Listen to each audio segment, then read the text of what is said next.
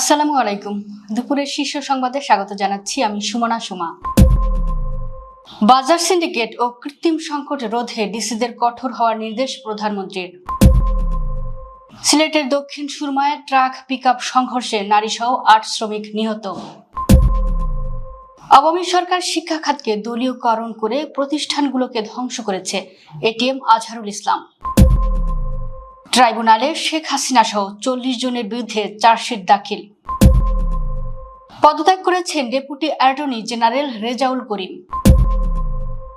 মুক্ত গণমাধ্যম ছাড়া গণতন্ত্র অসম্ভব, বিশ্ব মুক্ত গণমাধ্যম দিবসে ইইউর বার্তা।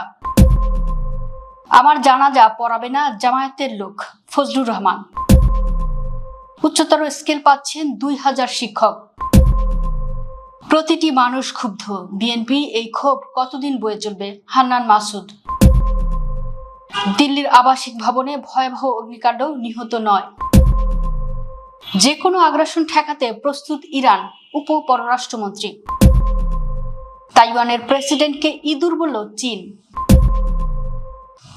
শুনছিলেন শিরোনাম, এবার বিস্তারিত। নিত্য প্রয়োজনীয় পণ্যের মূল্য বৃদ্ধি নিয়ন্ত্রণে বাজার তদারকি জোরদার এবং কোনো ধরনের সিন্ডিকেট বা কৃত্রিম সংকট সৃষ্টির অপচেষ্টা কঠোর হস্তে দমনের নির্দেশ দিয়েছেন প্রধানমন্ত্রী তারেক রহমান। তিনি স্পষ্ট জানিয়ে দিয়েছেন, বাজার ব্যবস্থাপনায় স্থিতিশীলতা বজায় রাখা সামাজিক স্থিতি ও জনগণের আস্থার সঙ্গে সরাসরি সম্পর্কিত। রবিবার সকালে রাজধানীর উসমানী স্মৃতি মিলনায়তনে আয়োজিত জেলা প্রশাসক ডিসি সম্মেলন ২০২৬-এর উদ্বোধনী অনুষ্ঠানে প্রধান অতিথির বক্তব্যে তিনি এসব কথা বলেন। জেলা প্রশাসকদের জনমুখী প্রশাসন গড়ে তোলার আহ্বান জানিয়ে প্রধানমন্ত্রী বলেন, সরকারি সেবা নিতে এসে সাধারণ মানুষ যেন কোনোভাবেই হয়রানি বা বিলম্বের শিকার না হয়, সেদিকে কঠোর নজর রাখতে হবে। প্রধানমন্ত্রী তার বক্তব্যে বাজার স্থিতিশীল রাখার উপর বিশেষ গুরুত্ব আরোপ করেন। তিনি বলেন, ইচ্ছে মতন যাতে কেউ নিত্য প্রয়োজনীয় পণ্যের মূল্য বাড়াতে না পারে কিংবা যে টেন্ডেন্সি আমরা দেখি বিভিন্ন সময় মজুতদারি বা কারসাজির মাধ্যমে বাজারে অস্থিতিশীলতা সৃষ্টি করতে না পারে, কোনো ধরনের সিন্ডিকেট বা কৃত্রিম সংকট সৃষ্টির অপচেষ্টা কেউ করতে না পারে, এই জন্য নিয়মিত বাজার তদারকি জোরদার করা প্রয়োজন। সিলেটের দক্ষিণ সুরমায় ট্রাক ও পিকআপের মুখোমুখি সংঘর্ষে নারীসহ ৭ জন নিহত হয়েছেন। রোববার ভোর ৬টার দিকে উপজেলার তেলিবাজার ব্রিজের পাশে সিলেট ঢাকা মহাসড়কে এ দুর্ঘটনা ঘটে। দুর্ঘটনায় আহত হয়েছেন ৭ জন। সিলেট মেট্রোপলিটন পুলিশের উপ পুলিশ কমিশনার মোহাম্মদ রিয়াজুল কবির এ তথ্য নিশ্চিত করেছেন। পুলিশ সূত্রে জানা যায়, একটি পিকআপে করে নির্মাণ কাজের উদ্দেশ্যে সুনামগঞ্জ যাচ্ছিলেন শ্রমিকরা। পথে তেলিবাজার ব্রিজের পাশে পৌঁছালে বিপরীত দিক থেকে আসা একটি ট্রাকের সঙ্গে পিকআপটির মুখোমুখি সংঘর্ষ হয়। এতে ঘটনাস্থলেই নিহত হন ৪ শ্রমিক। গুরুতর আহতদের Sylhet MAG Usmani medical college হাসপাতালে নেওয়া হলে আরও ৪ জন মৃত ঘোষণা করেন চিকিৎসক। নিহতদের মধ্যে পরিচয় জানা গেছে ৪ জনের। তারা হলেন সুনামগঞ্জের দিরাই উপজেলার ভাটিপাড়া গ্রামের মৃত খরম আলীর ছেলে মোহাম্মদ সুরুজ আলী, শেষুস্তি গ্রামের আব্দুল বাশিরের মেয়ে মুসাম্মাদ মুন্সি, নূরনগর এলাকার মৃত নূর সালামের ছেলে মোহাম্মদ ফরিদুল, সিলেটের জালালাবাদ থানার লালারগাঁও এলাকার সুজাত আলীর ছেলে মোহাম্মদ বদরুল। অন্য ৪ জনের পরিচয় শনাক্ত করতে কাজ করছে পুলিশ। বাংলাদেশ জামাতে ইসলামীর কেন্দ্রীয় কমিটির নায়েবে আমির ও রংপুর ২ আসনের সংসদ সদস্য এটিএম আজহারুল ইসলাম বলেছেন, বিগত ফ্যাসিস্ট আওয়ামী লীগ সরকার শিক্ষা খাতকে দলীয়করণ করে প্রতিষ্ঠানগুলো ধ্বংস করেছে। শিক্ষার মান এতটাই নিচে নেমে গেছে যা দেখলে লজ্জা হয়। তারা শিক্ষক ও শিক্ষার্থীদের রাজনৈতিক হাতিয়ার হিসেবে ব্যবহার করেছে।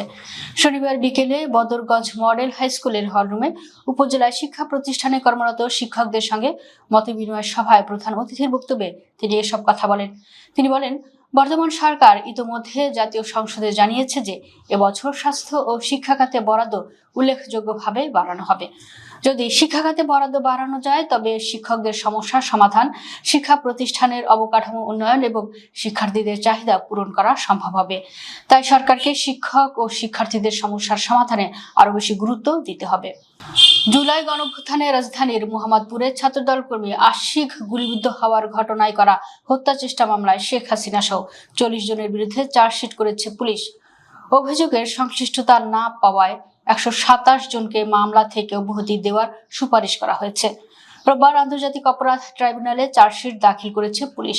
শেখ হাসিনা ছাড়াও আওয়ামী লীগের সাধারণ সম্পাদক ওবায়দুল কাদের, সাবেক স্বরাষ্ট্রমন্ত্রী আসাদুজ্জামান খান কামাল, সাবেক মন্ত্রী জাহাঙ্গীর কবির নানক, সাবেক সংসদ সদস্য সাদেক খান, সাবেক কাউন্সিলর আসিফ আহমেদ ও তারেকুজ্জামান রাজীব এবং ছাত্রলীগ নেতা নাইমুল হাসান রাসেল জুলাই গণঅভ্যুত্থান চলাকালে 2024 সালের 19 জুলাই মোহাম্মদপুর বাসস্ট্যান্ড এলাকায় গুলিতে আহত হওয়ার ঘটনায় ছাত্রদল কর্মী শেখ মোহাম্মদ আশিক বাদী হয়ে মোহাম্মদপুরে থানায় এ মামলা করেন।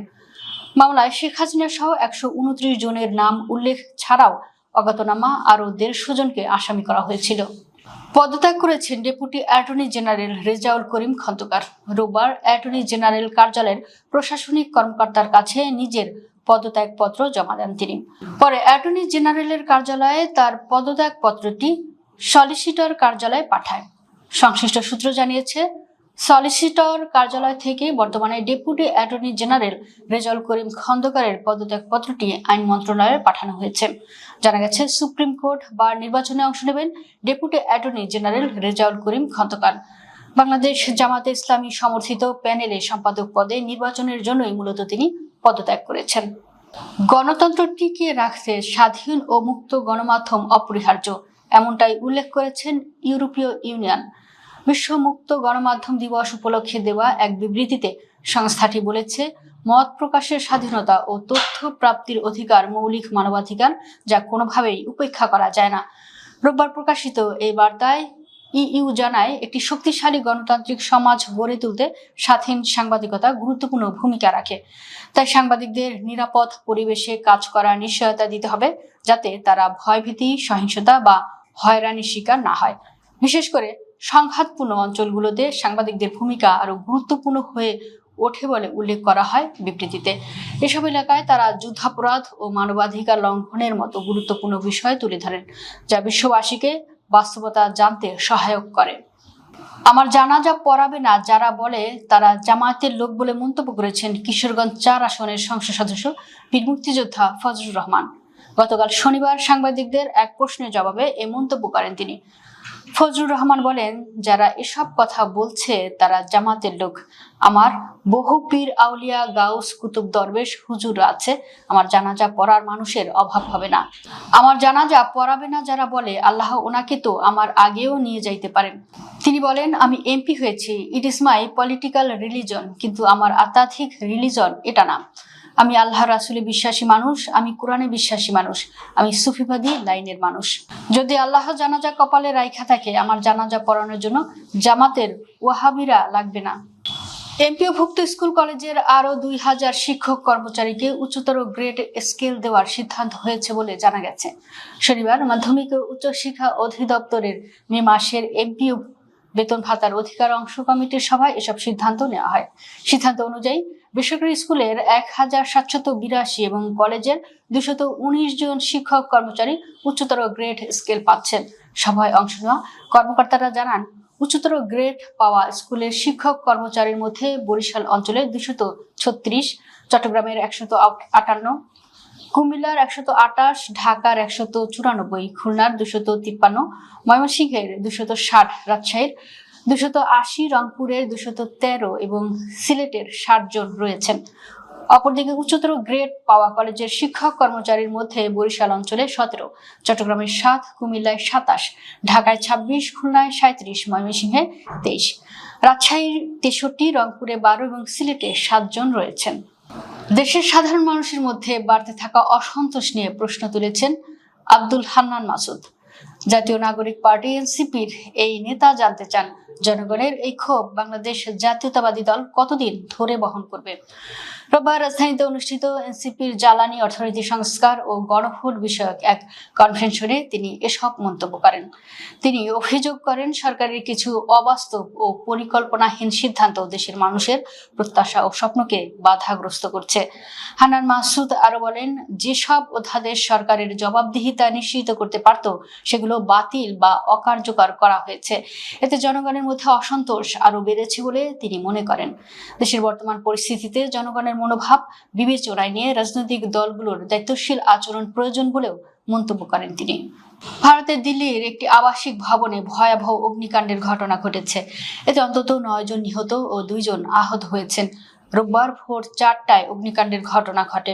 বিবেক বিহার এলাকায় 4তলা আবাসিক ভবনের 2য় তলায় আগুন লাগার ঘটনাটি ঘটে 4টার দিকে। এরপর আগুন নেভানো এবং উদ্ধার কাজ চালাতে মোট 14টি দমকলের গাড়ি ঘটনাস্থলে উপস্থিত হয়। ততক্ষণে আগুন 3য় ও 4র্থ তলাতেও ছড়িয়ে পড়ে। 2 ঘন্টার চেষ্টার পর সকাল 6টার মধ্যে আগুন নিয়ন্ত্রণে আনা হয়। দমকল কর্মকর্তারা জানান, ভবনটি থেকে 1 ডজনেরও বেশি মানুষকে উদ্ধার করা হয়েছে। আহতদের চিকিৎসার জন্য গুরু তেগ বাহাদুর হাসপাতালে নেওয়া হয়েছে। শাহদারা জেলার ডিসিপি রাজেন্দ্র প্রসাদ মিনা বলেন, ভোর প্রায় 4টার দিকে আগুন লাগার খবর পাওয়া যায়। সঙ্গে সঙ্গে দমকল ও স্থানীয় পুলিশ ঘটনাস্থলে পৌঁছে যায়। প্রায় 2 ঘন্টা লেগেছে আগুন নিয়ন্ত্রণে আনতে। ইরান যে কোনো ধরনের আগ্রাসন প্রতিহত করতে সম্পূর্ণ প্রস্তুত বলে জানিয়েছেন দেশটির উপপররাষ্ট্রমন্ত্রী কাজেম গারিবাবাদি। তেহরানে অনুষ্ঠিত রাষ্ট্রদূত ও বিদেশি কূটনৈতিক মিশনের প্রধানদের এক সমাবেশে তিনি বলেন, ইরান সবশেষ স্বার্থভিত্তিক কূটনৈতিকতে বিশ্বাস করে এবং চলমান সংকট সমাধানে সে অনুযায়ী ভূমিকা রেখে আসছে। গারিবাবাদি জানান, ইরান চাপিয়ে দেওয়া যুদ্ধের স্থায়ী অবসানের লক্ষ্যে মধ্যস্থতাকারী হিসেবে পাকিস্তানের কাছে তার পরিকল্পনা পেশ করেছে এবং এখন কূটনীতির পথ বেছে নেওয়া বা সংঘাতমূলক পন্থা অব্যাহত রাখার সিদ্ধান্ত আমেরিকার হাতে। তিনি আরো বলেন, নিজেদের জাতীয় স্বার্থ ও নিরাপত্তা নিশ্চিত করতে ইরান উভয় পথের জন্যই প্রস্তুত। তাইওয়ান ও চীনের কূটনৈতিক উত্তেজনা ফের প্রকাশ্যে তীব্র আকার ধারণ করেছে। আফ্রিকার দেশ কিংডম অফ ইসওয়াতিনিতে প্রেসিডেন্ট লাই চিং তের সফরকে কেন্দ্র করে 2 পক্ষের মধ্যে কড়া ভাষার পাল্টাপাল্টি মন্তব্যে পরিস্থিতি আরো উত্তপ্ত হয়ে উঠেছে।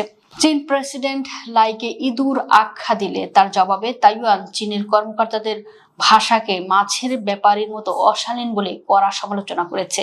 ইসওয়াতিনির রাজা মাসোয়াতি তৃতীয়র সঙ্গে সাক্ষাৎ করতে গিয়ে তাইওয়ানের প্রেসিডেন্ট লাই চিং তে বলেন, তাইওয়ান বিশ্বের যে কোনো দেশের সঙ্গে সম্পর্ক স্থাপনের পূর্ণ অধিকার রাখে এবং কোনো রাষ্ট্র সেই অধিকার বাধাগ্রস্ত করতে পারে না। দর্শক, ভিডিওটি শেষ পর্যন্ত দেখার জন্য আপনাকে অসংখ্য ধন্যবাদ। নিত্য নতুন ভিডিও পেতে আমাদের ইউটিউব চ্যানেলটি সাবস্ক্রাইব করুন এবং নিয়মিত নোটিফিকেশন পেতে বেল বাটনটি ক্লিক করুন। আমাদের ফেসবুক পেজটি ফলো করুন। এছাড়াও আমাদের ভিডিও লাইক, কমেন্ট ও শেয়ার করুন। আল্লাহ হাফেজ।